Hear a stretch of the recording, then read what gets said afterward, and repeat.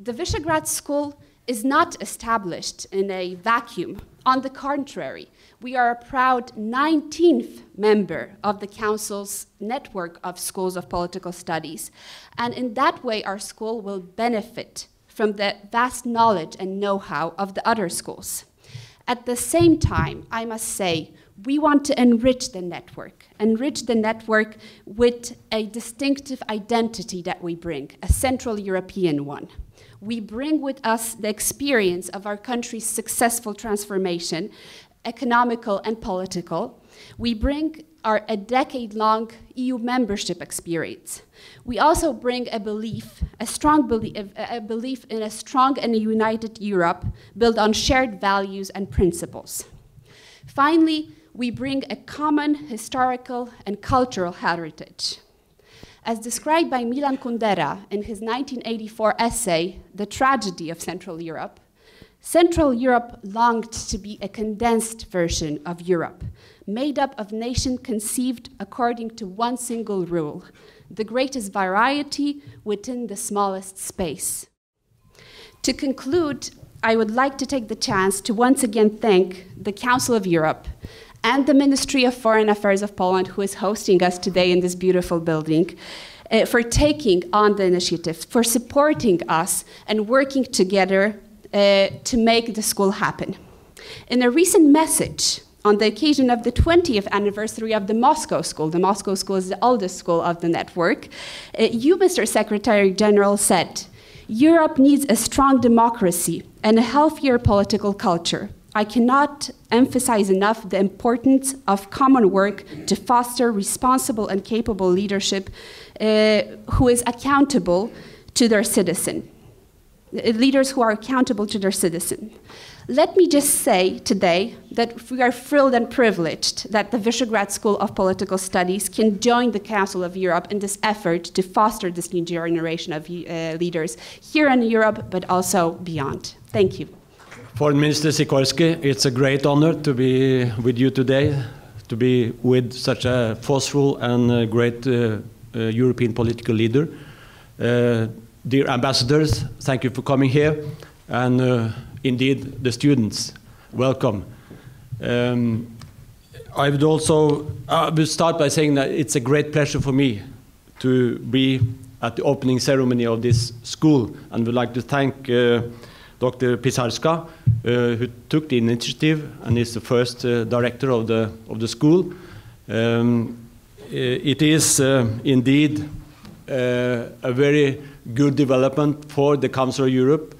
The School of Political Studies are a priority for the Council of Europe, and for me personally. You can't imagine how much energy it gives me to meet all these young people coming from all these countries in Europe when they meet in the past at the Summer University in Strasbourg, and now at the World Forum for Democracy. To meet all these young people gives me a lot of energy and hope for Europe. In order to safeguard that we have a society built on checks and balances, democratic values, and human rights. That's why we have these schools, in order to safeguard that Europe will continue to be built on the European Convention on Human Rights.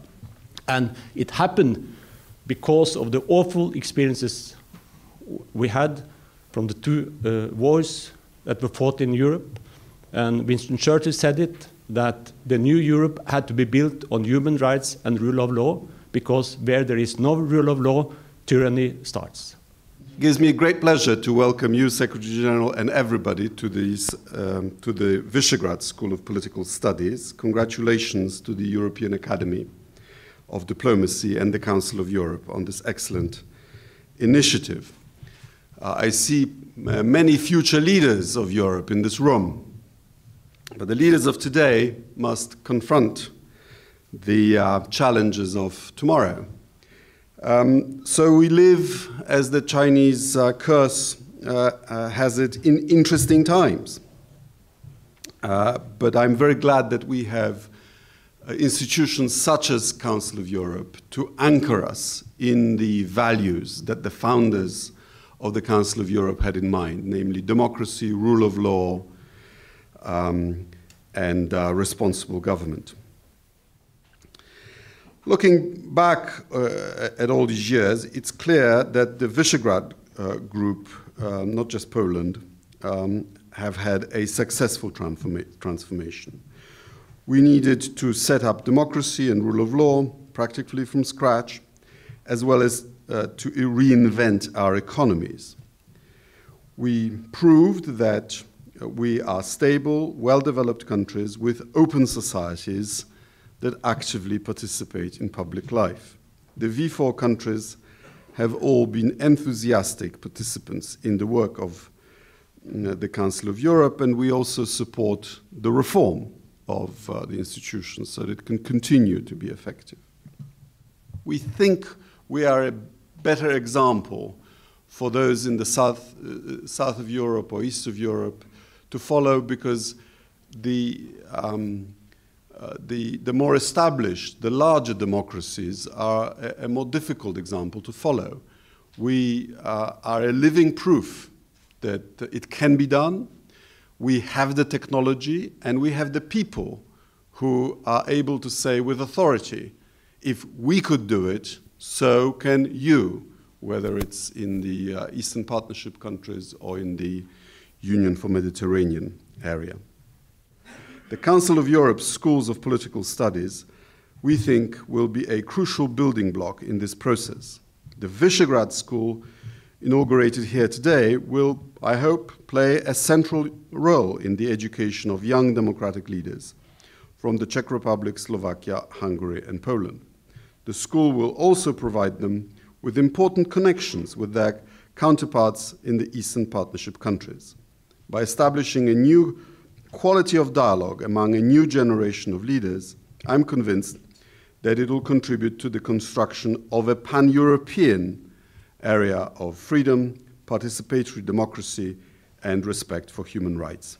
I wish you every success in this worthy venture. I think that the most important thing for those who want to be involved in politics, it is sometimes forgotten and underestimated, because we are living in a time of where everybody wants to follow their own wishes and interests, which is of course good, but when you enter politics, you also have to serve something bigger than yourself. I think that is important to keep in mind.